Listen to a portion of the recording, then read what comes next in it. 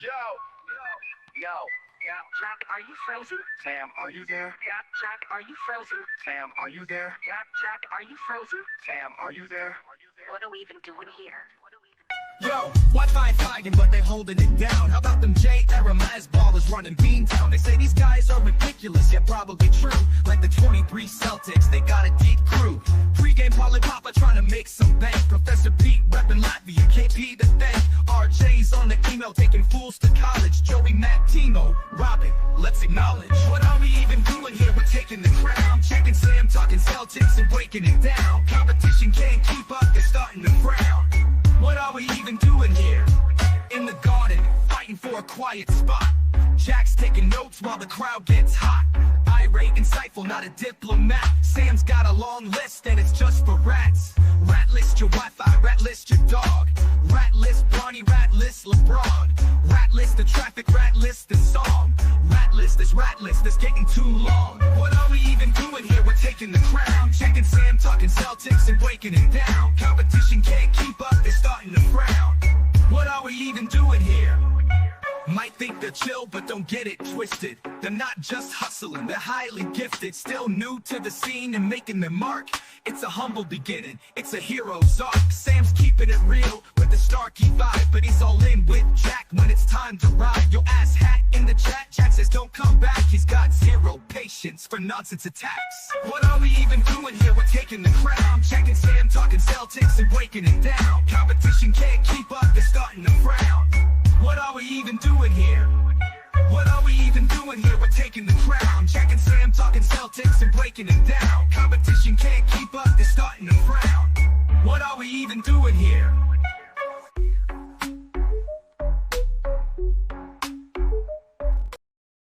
Hey, yo, back-to-back days. We made it both days, believe it or not. Jack so far 0 for 2. But we do have Nick NBA and Justin Turpin here. Welcome in, fellas. Justin, I'm sure you have some theories as to where Jack may be. Oh, yeah, I got plenty, but I'll keep them to myself. I'm sure he's having fun. Okay, all right. Nick, how you doing today? You finally got all of the trades that you could have ever hoped for. My favorite thing this week was seeing you wake up, probably, or go on Twitter for the first time and be like, where are the trades at? Every day. And today was your Christmas. Today was my Christmas, man. Yesterday we got a little bit, but today was just right after another. So hopefully tomorrow or something like that too. But yeah, let's hope.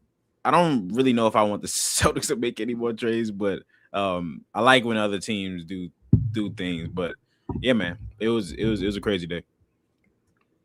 Biggest one of the day, probably. Since we last talked, there's the Harden trade and then the Anthony Davis trade. Yeah. Anthony Davis is a wizard, as we all predicted.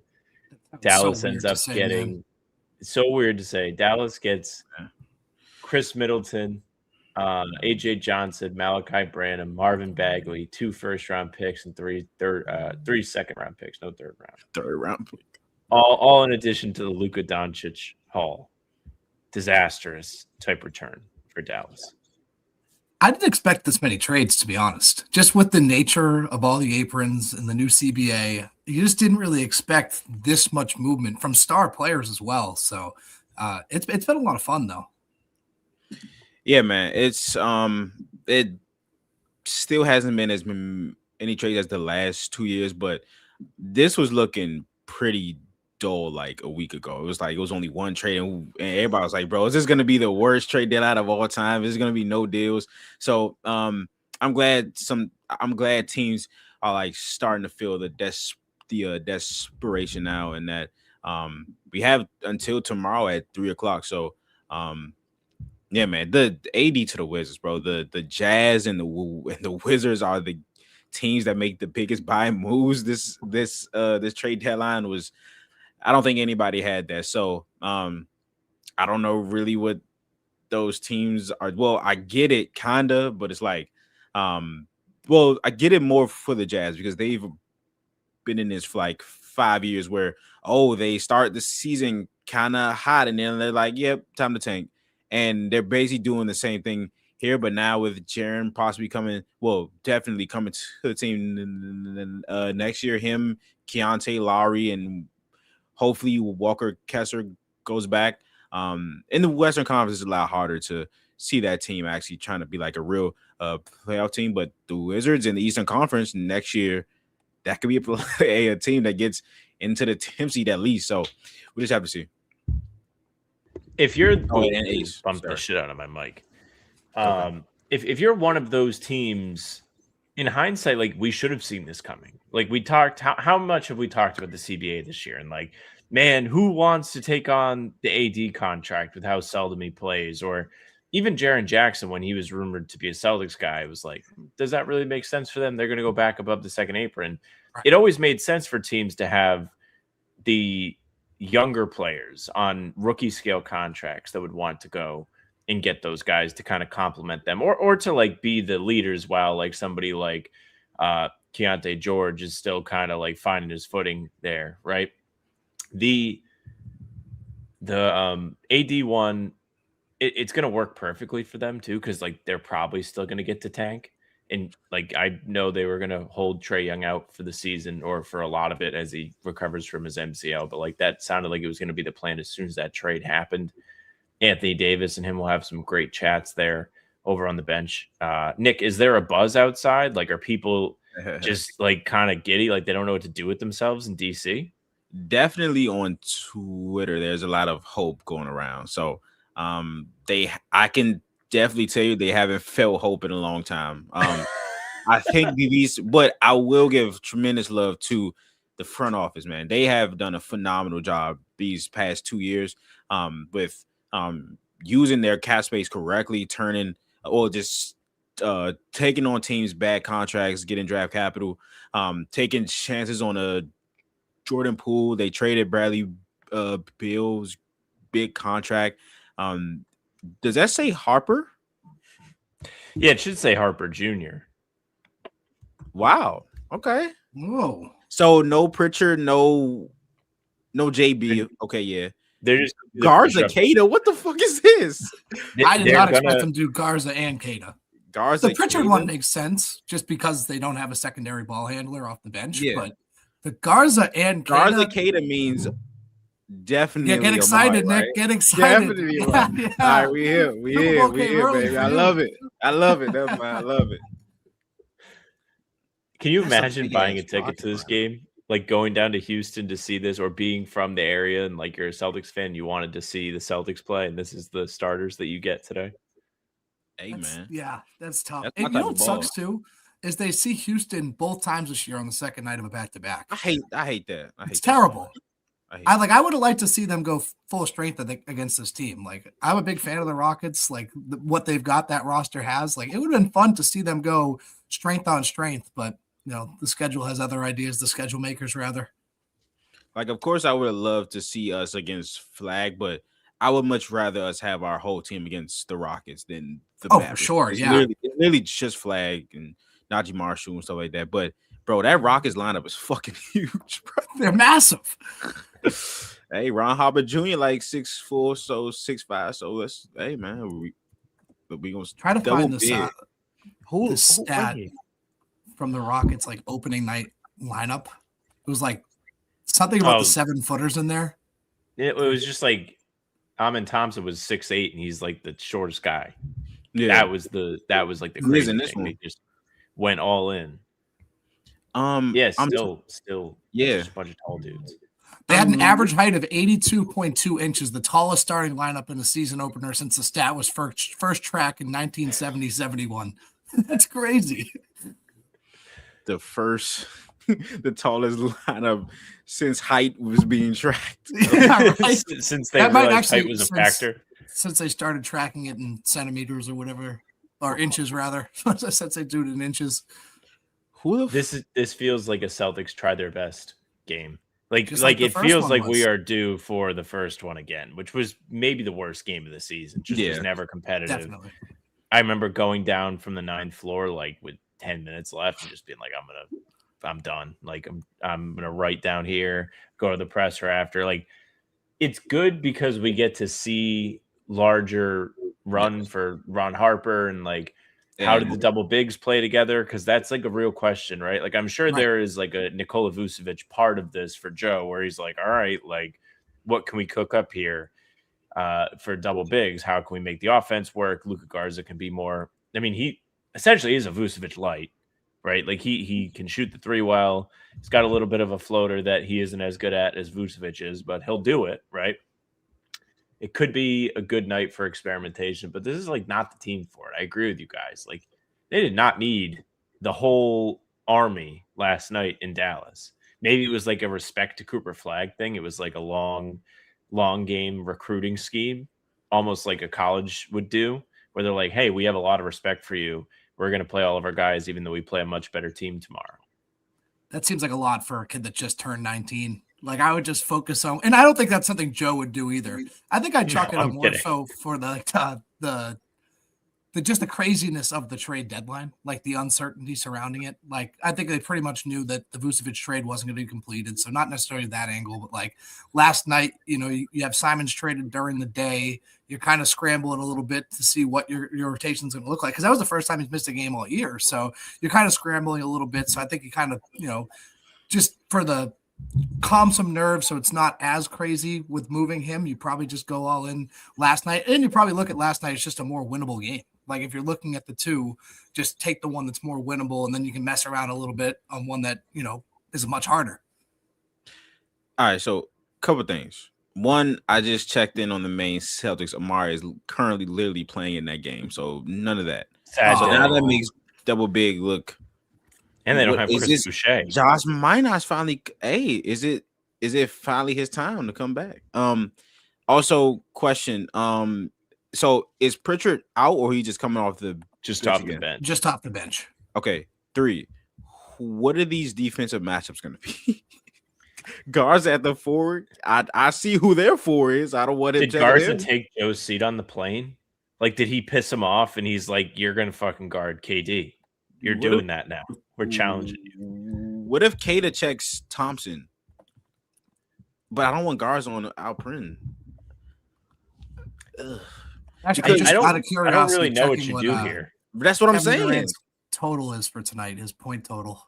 Because I think those prize picks people that have KD are like salad. 25 plus money on 25 plus points. Hold on, brother. Hold on, brother. That's a surprise. He averages 26. I don't know how 25 is a plus money like bet, but blowout potential. What do they know? The books always know, Nick. So like, be careful. Hey, there should be some antennas raising up. It's like Garza's gonna have a legacy defensive game. All those the people critical of his defense, no longer. He's gonna shut down Kevin Durant. That's how this is gonna go. That's how the books have it, at least. The only thing I know here is Joe's probably gonna put Shaman on KD, like, cause there's no Brown, Walsh isn't starting, Ugo's not starting. Shaman probably starts on KD in this game. Yeah. And other than that, like, I don't know what the hell they're gonna do. Maybe Derek guards Amin Thompson. Huh? I don't know. Maybe Derek. Ron into the fire is like, yeah, go guard KD, brother. Whatever. I don't know. This is. I'm imagining the Steve Harvey meme where like he's laughing, but then he kind of like realizes shit got serious. Like that's Ron Harper finding out he gets his first career NBA start, and then like he starts doing the matchups in his head, and he realizes he's kind of fucked. Like pretty much wherever he ends up, he's in trouble. Like Halliburton when he was in the room during the Olympics, he was like, everybody like, yeah, man, somebody ain't gonna play. Everybody. He's like, hold up, y'all talking. That shit was funny, bro. It's starting to gain more steam, but if the Celtics somehow win this game, Joe Mazzulla is the coach of the year, and it's not even close. It ends tonight if they win. If they win this game, it's over. Joe Mazzulla is the coach of the year. I think you should tweet that. Yeah, right? Yeah. You can get out there, get your engagement turb. I didn't know this motherfucker was here. What is he doing here? He chose kindness today. I said, Terp, why do you think Jack's late? Like, do you have any idea of like what activities he could be doing? And he said, I do, but I'm going to keep them to myself. What's up, Jack? Come on. What's up? Did we already react to how ridiculous the starting lineup is? Yeah, we were doing it. So you can go ahead. First question, brother. Who's guarding who right now? Tell me. Zone. Okay. Zone. No. Hey, it's the Rockets. Zone. I mean, Baylor guards KD. Yes, that's what. I think Baylor guards Kevin Durant. I think Derek guards Amen Thompson and helps off of him when he can. Okay. I think Nimi guards Şengün. Garza guards Tari Eason, and Harper guards Jabari Smith. That's my guess. Okay. All right. This is like the most pre-trade deadline, like middle of Nasty. February, like just gross lineup. This is it. Like this is just early February around the trade deadline basketball. Should they push the trade deadline back a week? Like, should it just be during the All-Star break so this doesn't happen? I swear it used to be after the All-Star break, right? Because I remember DeMarcus Cousins got traded during the All-Star shit. Did that trade change with COVID? Maybe when the season was delayed, when they started late after the bubble. I think it changed before that. Did it change before then? I'm not sure, but I want to say it changed before when. Because didn't we have James Harden traded right before the deadline one year, like after he was already named an All-Star? Yeah. Yes, and then the KD. I think Bron and KD were the captains, and then James Harden was like the absolute last pick, and then KD was like Harden or Gobert. I'm gonna go Rudy Gobert, and everybody started laughing. So yeah, change. I like the idea of moving the trade deadline back because with how condensed the schedule is at the beginning of the year because of the cup. And Sam, we respect the cup here, but with how condensed the schedule is, you already have so many. That's nice. That's nice. You already have so many games though that like you're running out. Like look at the Lakers game for example when they came to Boston. Like you're without Luka. Obviously he had something. They were just scared. Going on, but like it could have been that. Like LeBron doesn't play. They're all like everyone's sitting out. So like I think a lot of that. Played. Oh yeah, Bronny got in. No, Bronny got in. Oh yeah, he got in. Oh if there's anybody who remembers. See that dunk he had the other night in Cleveland? People going nuts for it. Oh my God, Anthony Towns has the nastiest cut I've ever seen. He's like, it's like Kool-Aid patches of blood on his jersey. Oh man. Oh yeah, this doesn't even look real. I'll pull it up here so people can see. Should I? Maybe I shouldn't pull it. No, just don't. Yeah. Sorry, Justin. Go ahead. Oh yeah, you're good. I'm still trying to figure out when I'm still trying to figure out when they changed the trade deadline. Oh, yeah. Terp, you weren't here yesterday. Instant reaction to Anthony Vučević. Yeah, it's a bummer to see him go just because of how invested he was in his role, the buy-in, the professionalism, all that. But it does make a lot of sense for the Celtics and their needs. And you can do it while also trimming some salary. Like you can see it. There's pros and cons to, the good and the bad of moving Anthony Simons, but it does feel like it was more an important positional fit. It gives you more roster balance moving forward. And I like what Vučević can bring to them because, he brings a post-up presence that they haven't had really this season. He's a good passer. Obviously, he shoots 39% from three over the last 2 years. So I'm a fan of it. I mean, it sucks to see Anthony go just because of his buy-in. And, he was looking like a piece that could contribute down the road. But if that's the case, then you're bringing in an impactful player. I'm fine with it. Like I would have had a problem if you just kind of dealt Anthony for just a body, right? And it wasn't necessarily an impactful player, but I think Vučević is. So, I kind of like it. Yeah, I was watching like a little bit of Vučević today. His vision out of the post is pretty impressive. He makes good decisions on the short roll. Like he does things that other Celtics bigs in the past have done well. That makes me feel like he's going to fit well offensively. Defensively, it's a little bit slow in the drop. Like he's not a perfect player by any means, but as Nick and Jack said on the stream yesterday, like that's what we all said about Simons, and he adapted and got better and all that. I think that's the most overlooked thing about Joe Mazzulla. Like everyone focuses on the offense and Mazzulla ball, but like what he's been able to mock from certain players defensively, and Anthony Simons, I think, is Exhibit A. Like he leaves Boston a better player than he was when he arrived. In June? Like he's a better player, and I think a lot of that has to do with Joe Mazzulla and the coaching staff. And it also helps when you're playing with guys like Derek White and Jaylen Brown, right? Like you're naturally just able to be more aggressive on defense. So I think they can, shore up some of the defensive shortcomings that Vučević has had. Obviously he is what he is at this point. He's been in the league for 15 years. Like, you're probably not going to see as much growth, but like I could certainly see them making him a serviceable and passable defender. And also it's the same thing we thought about with Garza, who plays the same position as him.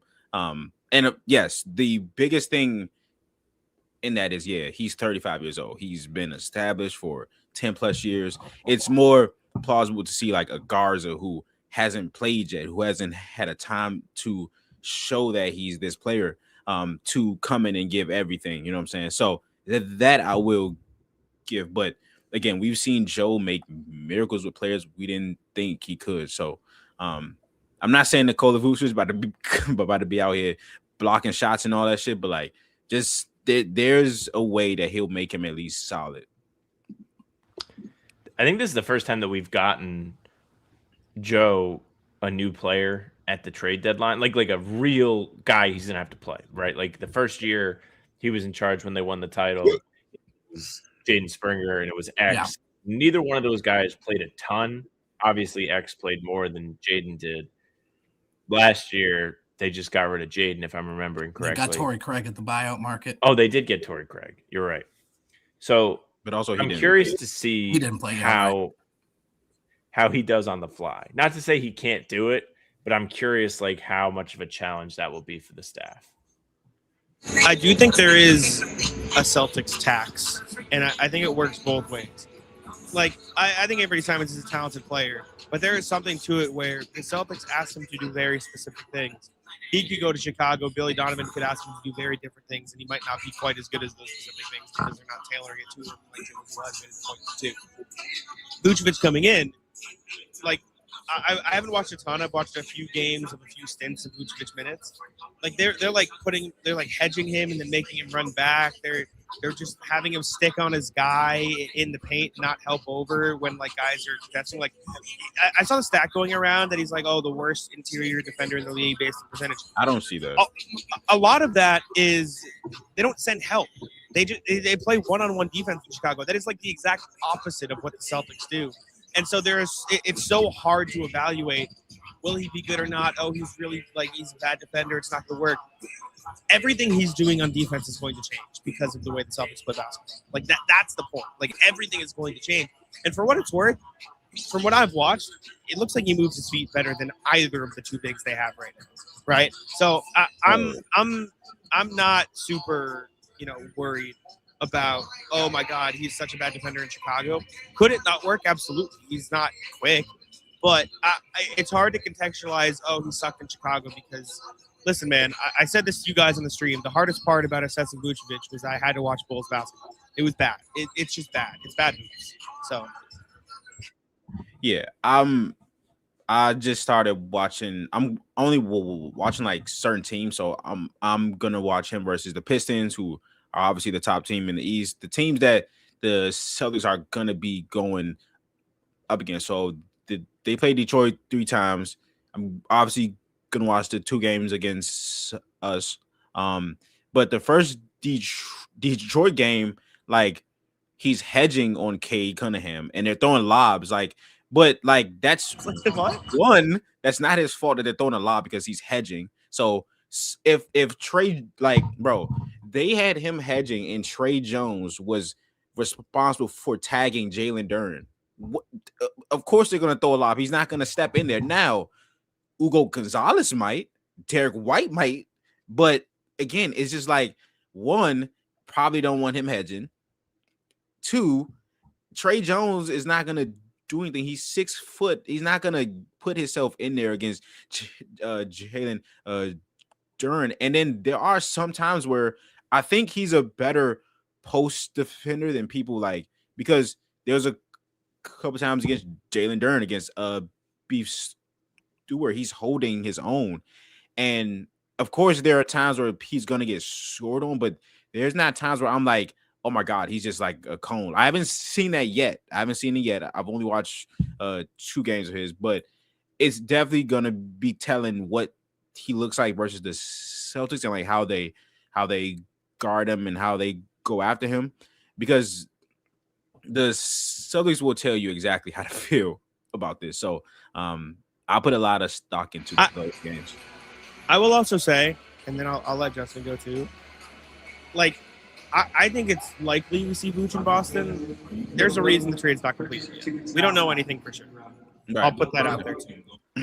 assuming he does stay, though, I think what you guys were hitting about with the defense and like the different scenarios, I think that's what's the issue with defensive metrics, right? It doesn't really account for the nuance where it's very easy to track drives and track spot ups, track corner threes, scoring points, assists, potential assists. You could track just about anything offensively.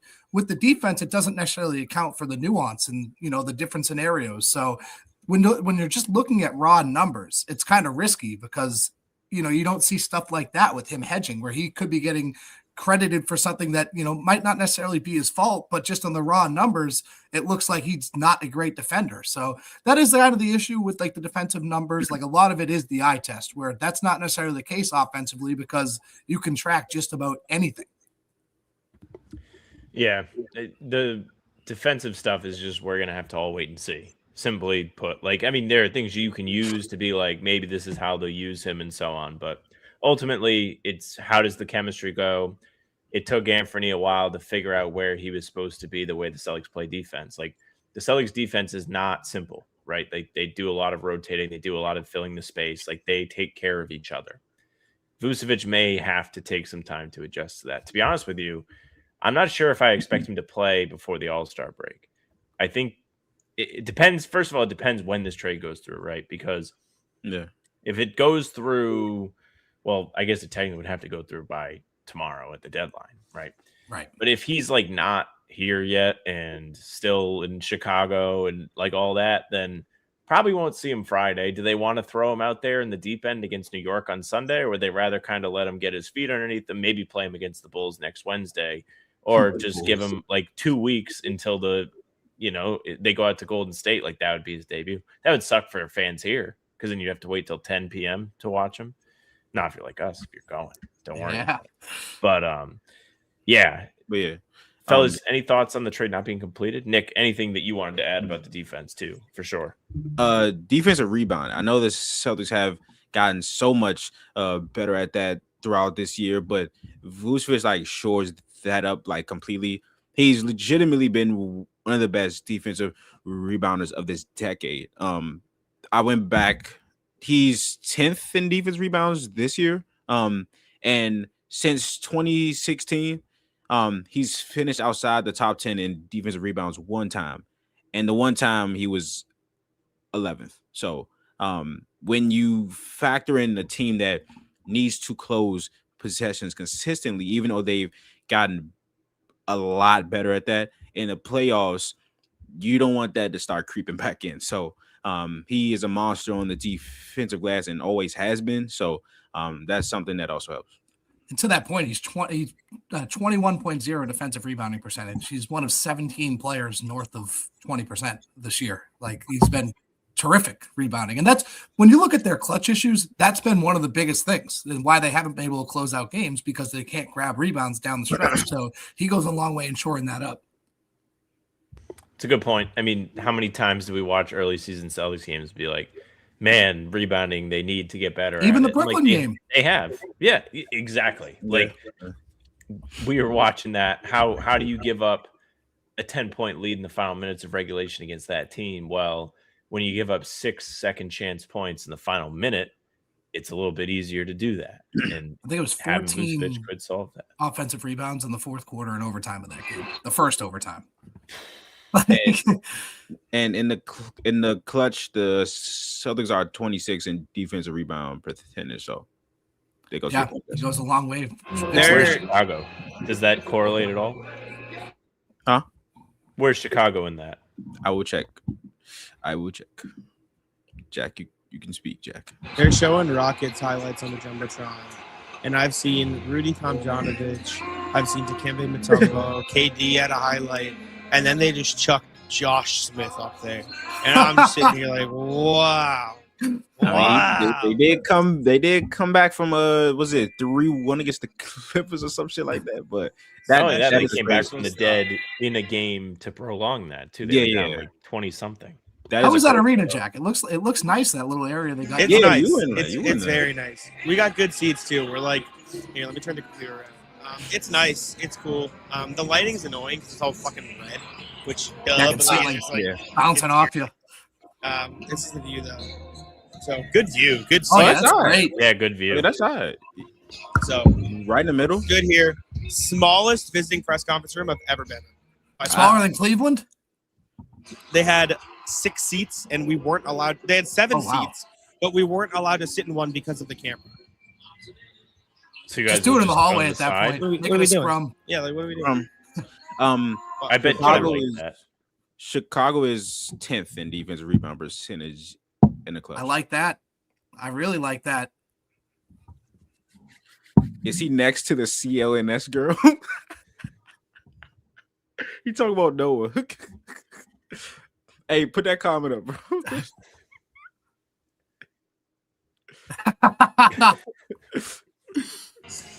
Care to comment, CLNS girl? The CLNS girl. She's fucking ignoring me now. See what you guys do? Now Jack has no one to even speak to. She won't Cause a even look riff. at him. He's lucky that she didn't just knock the coffee out of his hand. She'll do that from time to time. Sometimes let's not on see. purpose either. Just hectic. sometimes she's just waving her arms around. That's a 30 player, man. Yeah. I will say, Did Jimmy you J. guys- I will say, if there's ever a night where it makes sense that he would stink, it would be the one where he is like the only offensive creation option in the starting line. So I'll give him a little grace. I want to see Did, Luka Garza get 10 threes up tonight. Oh, me too. Just let him Man go. does not miss. If Al P checking him, it's gonna get up there. He was open Dude, on a couple Garza's of the pops dad- last night, and they were already they turned him into drives, but like let him shoot, man. Yeah. His dad put out a video of him doing like all kinds of like game motion shots in the summer workouts. 5 minutes, he just didn't miss. Didn't miss a single one. Barely hit the rim. Like he is a knockdown shooter. And for those wondering, G Wiz is okay. He avoided injury after being hit. Dude, he by got Jackson lit Hayes. the fuck Hey, bro. up. Hey, bro. He got lit up. Hey, I don't want to say no bad words on this Joan, bro, but hey, you can't do that to my boy G Wiz. And Fuck it's Jackson Hayes. and I'll it's say it. Fuck fitted. that guy. And it's Why did he do fitted that? That was he so did some shit like unnecessary. that. He That's just all I'm it's a gonna say. habit for him, Turf. He Some- can't really help it. Sometimes when the situation my presents God. himself, he has no He choice. just He's gotta gonna get that hit stick. Hit stick for no reason. I've known G Wiz since I was 5 years old, bro. Don't ever hey, that's just a habit of his, I guess. He's on the bro. Mount I don't Rushmore know. mascots as well. Hey, I've been up He's close no and Lucky. personal with him, bro. Don't touch him again. And bro, it was for no reason. Yeah, He like shit, actually lit pushed up. him for no reason. That He shit pushed was him into different, like bro. the cheerleaders. The Yeah. dance team was coming It was out. He kinda went funny, flying into the like dance all the team. trades are coming through, and it's like, Yeah, suspension for Jackson Hayes is suspended for pushing a mascot. You're like, what the fuck? I was like, bro, I was recording. I was recording the AD trade, right? And I was like, oh, Kobe White trade, okay. Jackson Hayes suspended for pushing him. I'm like, what the fuck? And so that was horrible, bro. I don't know why he did that shit, but if he did that to Lucky, there'd be issues. Can hey, you imagine? Hey. Lucky might fuck him up. like he might fight back. Lucky is probably the most Like he in can shape see. He mascot. doesn't have like the head on. He's just Yeah, has his face. That's just a He doesn't normal have ass to remember. dude. Yeah, that's a normal dude. I mean, he's got some There luck in are- him, of course, but There are 10 Celtics players on the court for warm-ups. And I'm going to list some of them. start stretching. Included in that 10 is Xavier Tillman, Josh Minot, Max Shulga. So Minot is ready. How so was they got Max two of there, the three but- two-way wait, guys, but Ron's not there. Amari. So Amari, okay. So they probably didn't even know this was happening, to be honest. Like I think Amari's out. I don't think Amari's here. Yeah, he's starting. Oh to no, make- no, Yeah, Nick he's in the said G he's League. playing right now. he's playing right now. Yeah. I wonder how close he is with his activations. You know, he only gets 50, obviously, as a two-way guy. I believe it counts as they're active. They don't even have to play. Yeah, if they're active, on the yeah. active. So he's probably getting kind of close. He feels like he's been active a ton. I gotta head out. You guys feel free to go as long as you want. They're just about to start blaring and stuff, so I'm gonna save you on the phone. All right, See you, Jack. we can wrap it up there. Justin, thank you so much for coming out. Tell the people where they can find you. If I could take Jalen off of your face, that'd be great. I'm trying to go up above him. Try to blend in with him. Where is it? There it That's is. all right. He can stay. Thank you for having me, guys. You can find me on Twitter at Justin M. Turpin and all over the dial on WEI and at WEI.com for my written work. They didn't let you go to the Super Bowl? No, I'm back home. Celtics play the Knicks, man. They had to Honest, schedule that for the Super Bowl. You're at the real big game. Yeah, that's frankly. The big game. I prefer appetizers anyway, so there we go. I'll take the appetizer in the big game. Yeah, he was messing around the other day. What do you have for you? They had like some like pork. Okay. It was good, man. It was good. He doesn't miss. The guy really doesn't miss. Nick, you got to come out to a game at TD Poor Garden. Nick has never experienced just to try like the food. You could just try the food and get home if you need to. Just like it's bomb. Get credentialed, eat the food, and leave. Just for the food. Hey guys, I'm just here to. I'm just trying to test it out. Try to go through like the Food Network or something. Get credentialed, eat the food, then write about it. Yeah, exactly. That'll do numbers. Interview them too. Make it exclusive. How are you, Pork? No, yeah. All right, we'll wrap it there.